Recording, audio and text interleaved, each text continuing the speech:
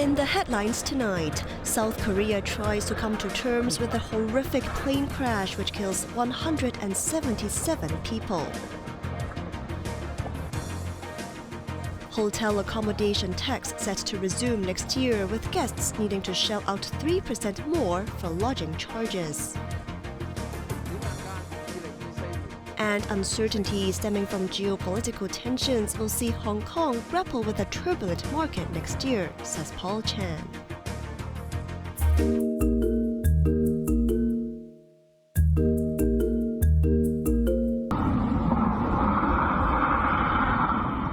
At least 177 people are believed to be dead after a plane carrying 181 people crashed while landing at Muan International Airport in South Korea.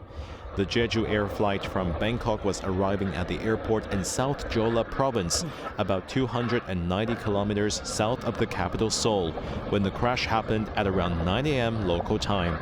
Two crew members, a 33-year-old male and a 25-year-old female, survived and were rushed to hospital. The Boeing 737-800 landed at high speed and burst into flames after hitting a fence.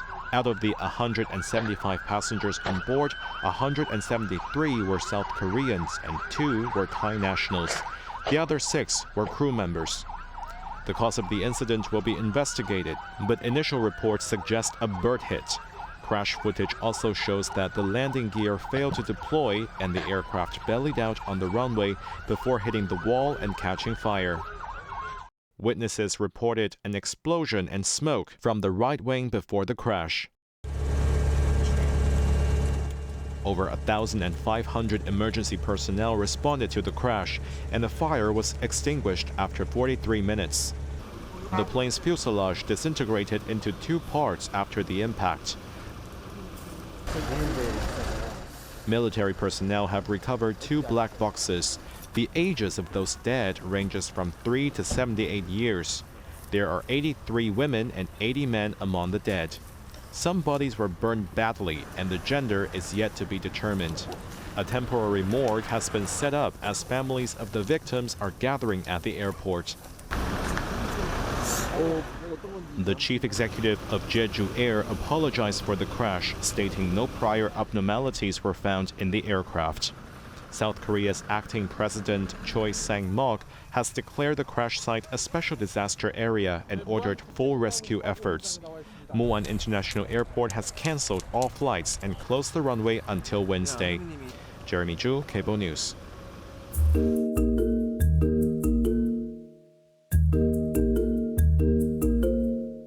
The hotel accommodation tax is set to resume on New Year's Day. Levied on accommodation charges, all guests staying in hotels, guest houses, and other lodging facilities will have to pay an additional 3% charge under the Hotel Accommodation Tax Ordinance. However, budget-friendly guest houses have voiced concerns over price-sensitive customers. Discontinued since 2008, Financial Secretary Paul Chan had proposed the resumption of the levy in last year's budget. This new hotel in Wan Chai, operational for just a month, boasts high-floor suites with views of Victoria Harbour. It is offering a 25% discount ahead of the Lunar New Year. Sales and Operations Director Tam Ka-shun is confident that the extra levy will not deter visitors. He believes the opening of Kai Tak Sports Park will attract international concerts and sports events, drawing more travelers to Hong Kong. Another hotel near the cross-border bus station in Mongkok benefits from its prime location. Director of Rooms Peter Tam thinks the room tax will have only a temporary psychological effect. As long as prices are clearly communicated and discounts provided, guests will be willing to accept it, he stated.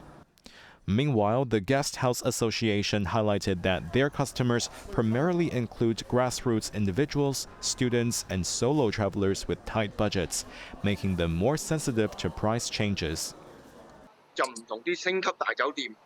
David Leung, founder of the Hong Kong Guest House Association, noted that guests at star-rated hotels who spend thousands are unlikely to worry about a small increase in fees.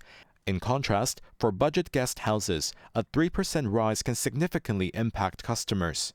He also suggested that given the recent introduction of the multiple entry visa policy, it may be prudent to postpone the room tax for a year. Resumption of the tax is estimated to bring in about $1.1 billion in annual revenue, as the government is expecting a shortfall of $100 billion for next year. Jeremy Zhu, Cable News.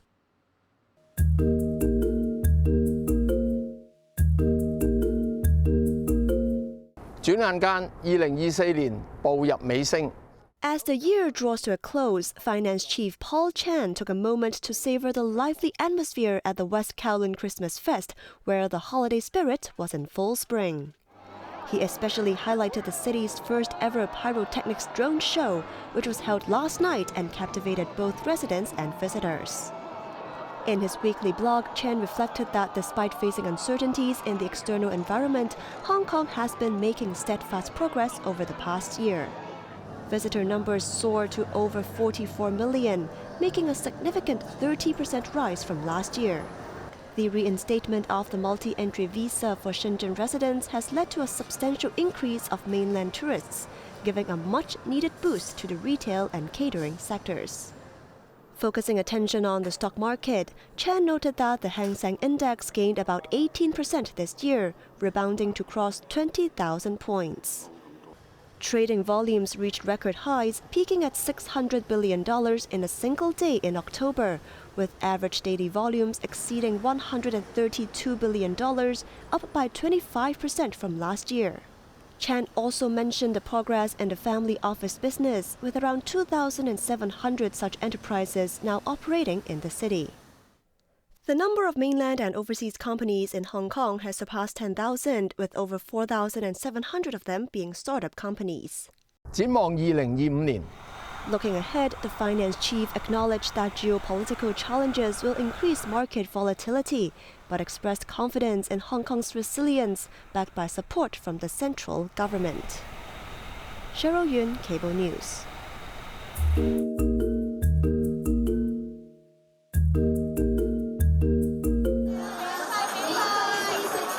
The five-day Hong Kong Food Festival concluded today, with vendors expressing mixed feelings about the sales performance.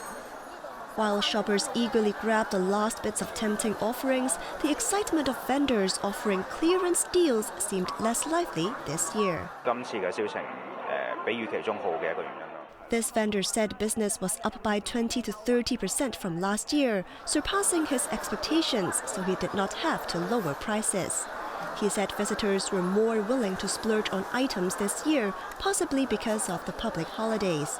But some vendors painted a less rosy picture.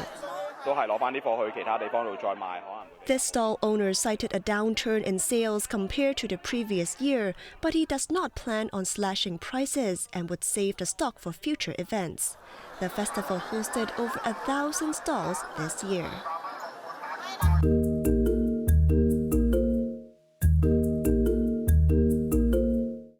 Israeli forces have forcibly evacuated the last major hospital in northern Gaza.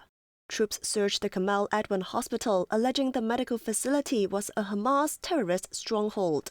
The soldiers reportedly recovered hand grenades and pistols with ammunition from the hospital. 15 critical patients, 50 caregivers, and 20 health workers were transferred to the nearby Indonesian hospital. Hussam Abu Safia, the director of the evacuated hospital, was among those taken for questioning by the Israel Defense Forces, which accused him of being a Hamas terrorist operative. The city of Beit Lahia, where the hospital is located, has been under an intense Israeli blockade for the past 2 months. Kamal Adwan Hospital has become a regular target for Israeli shelling, and just 2 days ago, an estimated 50 people, including medical staff, were killed in Israeli airstrikes in the vicinity of the hospital. Hamas has called on the United Nations to intervene to protect the remaining medical facilities in Gaza. The World Health Organization is planning an urgent mission to shift patients from the Indonesian hospital to southern Gaza for medical care. Cheryl Yun, Cable News.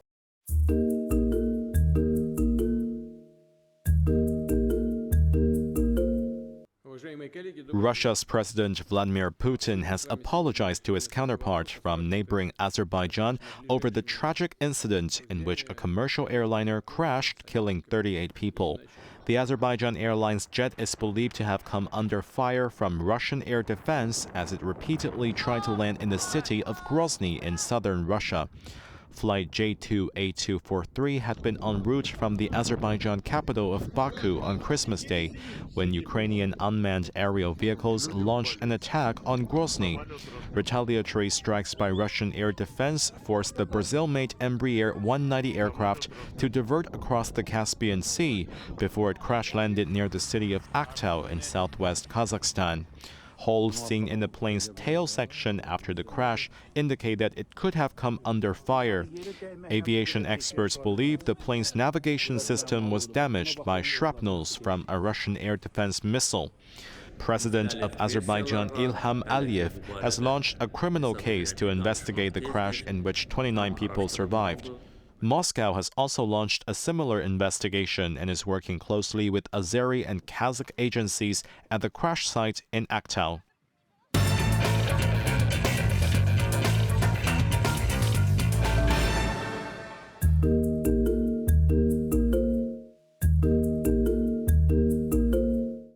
In a tight Western Conference matchup, the Golden State Warriors hosted the Phoenix Suns.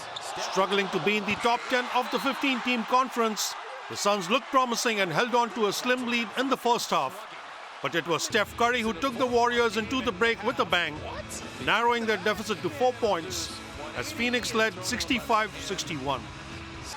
With a push and a shove, Kevin Durant powered through the Golden State defense, firing a 2 and earning a foul to end the third quarter. The Warriors launched an all-out assault 4 minutes from time, and Dennis Schroeder, who scored just 11 points in total, got 6 of those with 2 minutes left on the clock. Collecting a missed 3 from Andrew Wiggins, Schroeder launched for maximum to give the Warriors a 1-point lead. Durant tried to rally the Suns but failed to score. The rush to collect the rebound resembled a rugby match, and Golden State were awarded 2 free throws after Phoenix committed a loose ball foul. With a 4-point lead, the Warriors held on for a thrilling 109-105 win to hand the Suns their second straight loss.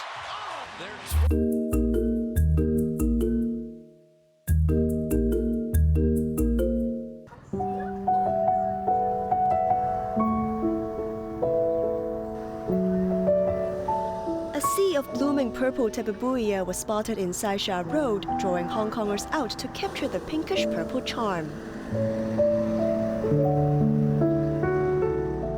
The winter floral display, which occurs annually between December and March, is highly anticipated by nature enthusiasts. Shutterbugs were eagerly waiting to capture the stunning spectacle. And of course, the colorful backdrop had to be graced with a ubiquitous selfie. Looking for the perfect spot, some even ventured under the sidewalks to get the perfect picture. For those who prefer autumn colors, Tai Lam Country Park is the place to be. The Agriculture, Fisheries and Conservation Department's Red Leaves Index has turned red, which is the highest on the scale. But the full transition is yet to come from the prevailing yellowish-orange hues. This woman expressed disappointment at the current shade of red leaves, remembering more vibrant displays in the past years. A bushfire near Tai Tong was reported yesterday afternoon and has been burning for more than 24 hours.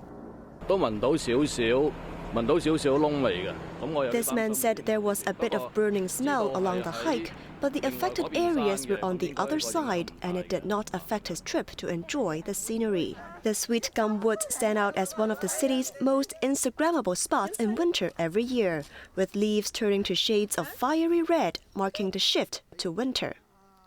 Cheryl Yun, Cable News.